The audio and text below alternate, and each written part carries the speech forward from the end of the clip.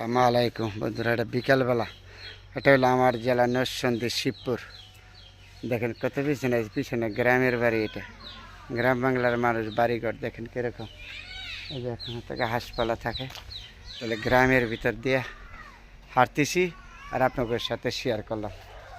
হ্যাঁ জি, এই যে এগুলো হলো মাটির ঘর, এখনো রয়ে গেছে কৃষকদের। ওই সাইডে দিল গাছপালা। জি, এটা হলো আমার নিজের জেলা নরসিংদী শিবপুর।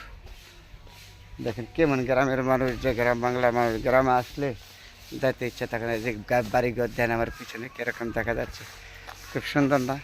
গ্রামের মানুষ তো সুখী মানুষ। এই যে এইভাবে পিছনে গাছপালা। এই যে আমার ওই দিক দিয়ে কত সুন্দর দেখা যাচ্ছে। আমার পিছনটা দেখেন।